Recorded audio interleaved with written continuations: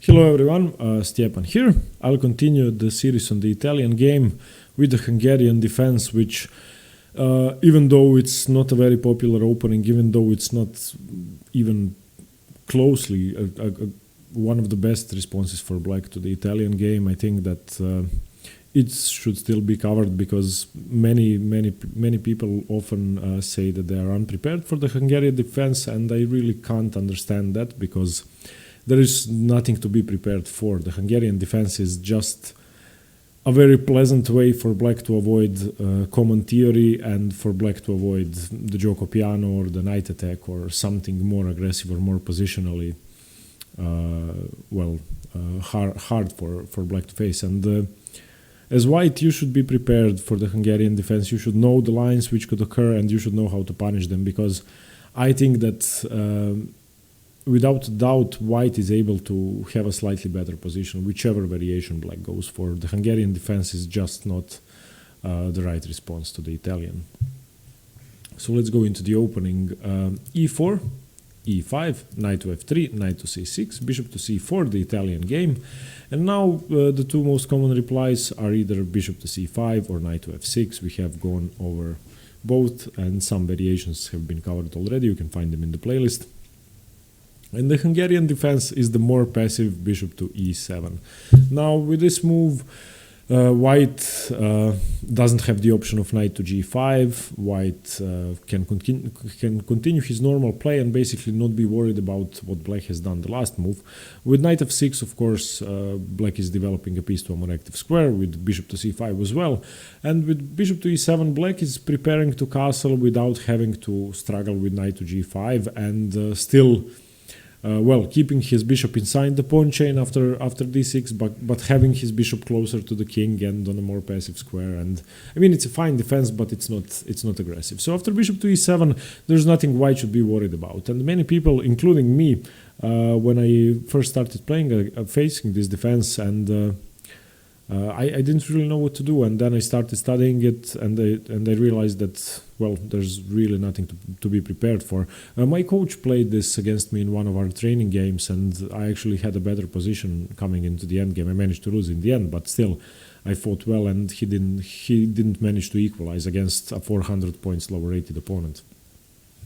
So here, white has two responses to bishop to e7. One of them I would just like to tell you not to play immediately, and that's after e4, e5, knight f3, knight c6, bishop c4, bishop to e7, the move castles.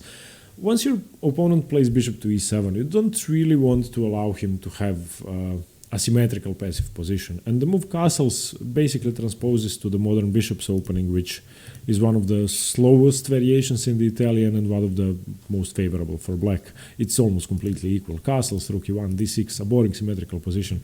The modern bishop's opening arises like this: e4, e5, knight f3, knight c6, bishop to c4, and now if black plays knight to f6, white could continue with d3, the modern bishops, and after bishop to e7 you have the exact same position.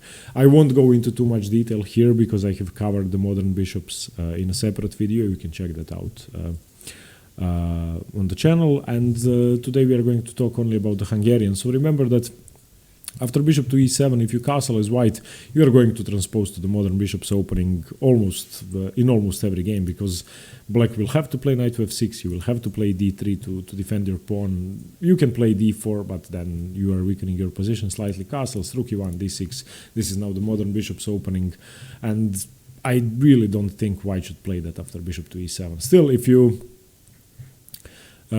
you want to calm the position down and not give your opponent a chance to exit mainline theory, this might be a great choice, because many people, and my coach is a great example, he decided to play the Hungarian to get out of mainline theory and just to play chess against me.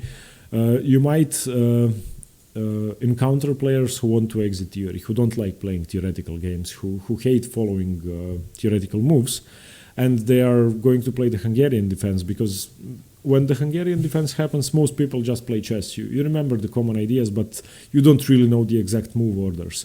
And playing castles on move 4 might be a great way for you to have an opening advantage, even against players who hate theory and who play bishop to e7 to avoid the Giuoco Piano or the normal theoretical lines. So if you continue with castles and you get this position, which you are going to get, this is now the modern bishop's opening, and you can use your theoretical knowledge to gain an advantage, even though your opponent might be unprepared. So yeah, check that video for the details of the modern bishops. And let's get back to the Hungarian defense now. So after bishop to e7 castles was one move, d4 is the other move, and that's pretty obvious. I think this is by far the best move, the most aggressive move, using the fact that black has played passively. Bishop to e7 is much more passive than bishop to c5. Of course, if bishop to c5 had been played, then d4 wouldn't be possible because the bishop is defending. So with d4 you are opening up the center to your advantage, because you are going to be able to castle much quicker than black is, and you are going to have a safer king before black. Therefore you can attack before black can attack, because attacking while your king is still in the center is a bad idea. Here black has two moves. One of them is the main line, and I think you are going to see that more often than the other move. And one of them is d6, so closing down the position, sort of defending the e5 pawn and preparing to recapture with the pawn if white captures. And the other move after d4 is e takes d4, which is well, both are fine for black. This is just less usual, and this actually transposes to the Scotch game. So we are going to go into more detail in the Scotch series about this. But I still think this could be called the Hungarian defense, because it's actually very thematic for the Hungarian. So two moves. After d4, bishop e7, d4, black can either play d6 or e takes d4. After d6, which is the main line, white should continue with d e5, obviously trading the queens and putting one of the black pieces to an unfavorable square. So after d takes e5, black has to recapture. Whichever way black recaptures, you are going to be able to exchange the queens and get a slightly better position. So d e5, d e5, queen takes d8, bishop takes d8, knight to c3. And now, this as a starting position, I think everybody would like to have on the board, because you have a lead in development. If you count the developed pieces, white has 3 developed pieces, black has only 1. So after knight to f6, white has one piece more developed than black does. You're going to be able to castle quicker. All of your pieces are just as active as black's, except for the dark squared bishop, which is completely ridiculous on the d8 square, so we have an advantage there as well. And these two slight advantages, a lead in development and the better dark squared bishop, could be built up on to an even greater advantage. Because of that, I believe that the Hungarian defense just doesn't make any sense for black.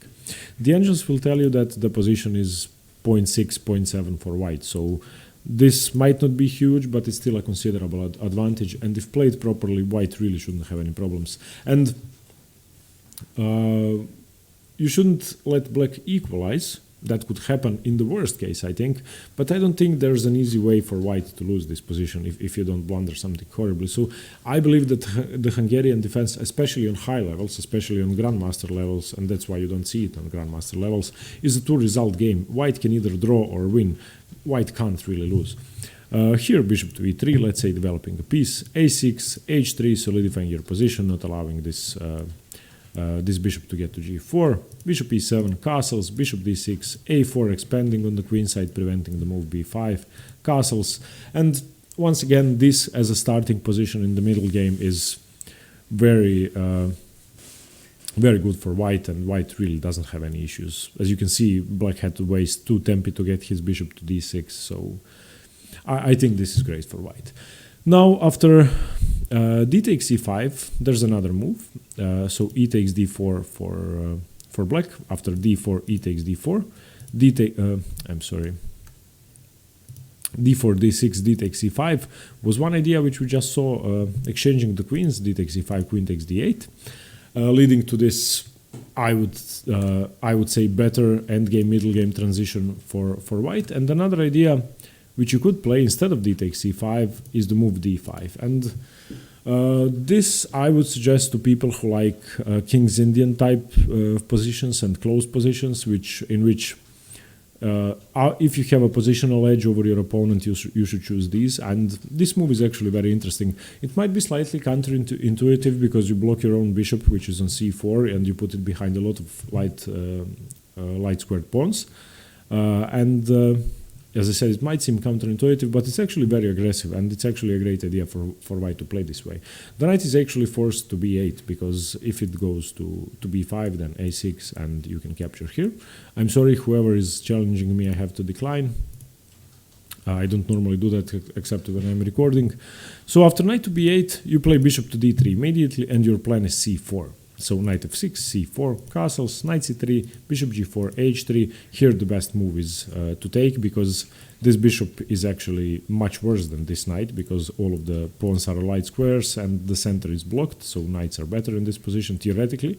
Bishop f3, queen takes f3, and this position is very good for white. Now your idea is either b4, c5, opening up the center that way, or moving your queen and playing f4. This is another idea, and I think the best attacking idea here is bishop to e3, castles long, queen to g3, let's say, or queen to e2, f4, g4, g5, h4, h5, crush the black king. And I can't really see a way for black to make any progress and to attack. So the engines think this is more than +1, and it's actually not a complicated position to reach. So let's go over it once again. e4, e5, knight to f3, knight to c6, bishop to c4, bishop to e7, the Hungarian, d4, if black plays the main move, d6.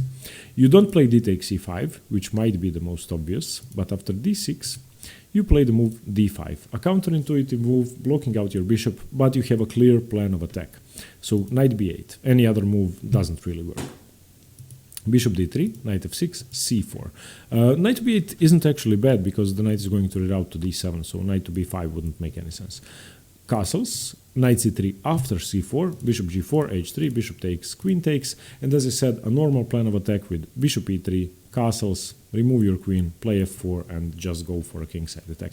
I think this is a very nice way to play, and I will actually nowadays try to enter this position when I play against the Hungarian. I think this is one of the most aggressive ways to play. So okay, after d4, d6, you have two options, either taking or playing d5. Decide which one you'd like to play more. d5 leads to more positional closed games in which you have to maneuver, but you have a lead in development and you can attack faster than black can.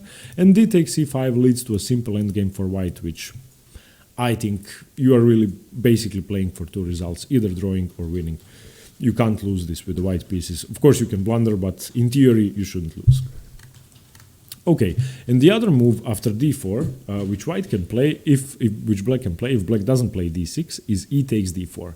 And e takes d4 actually transposes to the Scotch game, as I said.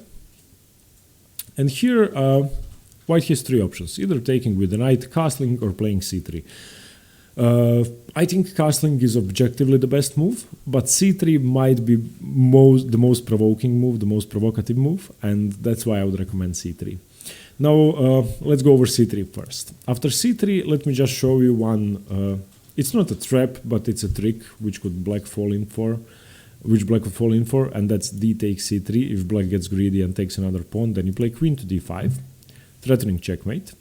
And there's only one way to defend. There's only knight to h6. There's no other move. So after knight to h6, white captures the knight, bishop takes h6, and now once again, there's only one move. If black plays rook to f8, then bishop takes g7, black loses immediately.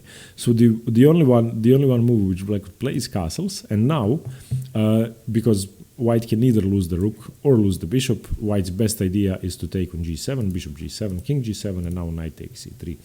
And here, if you count the material, both sides have 6 pawns. Black's king is a little funny, but the position is actually equal.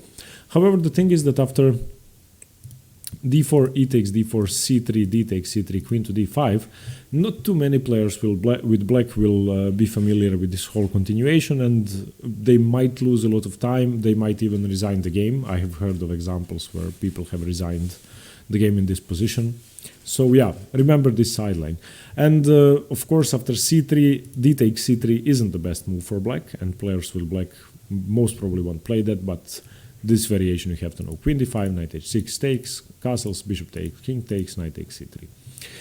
The best move after c3 is knight to a5, simply chasing your bishop away. Now you can retreat your bishop to e2, or you can take on d4 with the queen, giving up your bishop pair, which I think is better. So queen takes d4, knight takes c4, queen takes c4, 1, 2, 3, 4, 1. You have a great lead in development, and Black is supposed to be equal here, but I would always rather have white against a human being because you have a lead in development. So if you don't want to play this position without the bishop pair, then simply after knight to a5, play bishop to e2. This is still fine. If here, then being a pawn down in this position isn't really a big deal because you've developed 3 pieces. Black's knight is ridiculous and you're fine.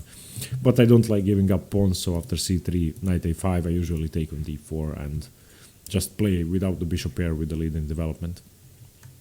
Okay, and the other 2 moves after e takes d4, which are objectively both better. One of them is knight takes d4, which I wouldn't recommend because after d6 castles, knight f6, knight c3 castles, you have a similar position for both sides. It's equal. White doesn't really have that big of an advantage, and well, this is a typical position for club players, I would say, and I think this is what most people are familiar with. So players with black are going to be very comfortable playing this. After castles for black, rook e1, rook e8, knight takes c6, b takes c6, you have doubled the c pawns, but these pawns are actually very useful, and I really don't believe that white has that much there. So after e takes d4, if you don't want to play c3 and face knight to a5, I will recommend the move castles, just leaving this pawn b for the moment. Black is going to play d6, and now after knight takes d4, knight to f6, you are going to enter a similar position, but there are some possibilities for a change. You don't have to take on d4 immediately after d6. It is objectively the best move, but you could try c3 once again. And this is actually why I like playing castles. It gives you another option. So c3, the engine is going to say that this is slightly better for black, of course. But if black takes here, then you get to either play queen to d5 once again, or develop your knight to c3, or both eventually. Or if black doesn't take, you can capture here and have a broad center. Let's say black plays knight to f6. Now you can either play rook to e1 defending your pawn or take here. And I've actually played taking here. And after, if knight takes, then rook to e1, and black is already in a lot of trouble. So I actually like these positions because you often get to sacrifice a pawn for a lot of activity. And as I said, if you want to play passively, castles d6, knight takes d4 is the safest way to go, but you could try castles d6, c3, and sorry for if you're challenging me, I have to decline, sorry. So yeah, this was the Hungarian defense, and as I said, with the white pieces, be prepared to face this every once in a while, and in the back of your head, just keep in mind that most people that play the Hungarian defense are playing it to avoid the mainline theory. And once again, if you would like to enter the mainline theory against these people, after bishop c4, bishop to e7, you can castle and enter the modern bishops, study that. And if you would like to play aggressively, after d4, d6, I would recommend the move d5. This is a lovely variation for white.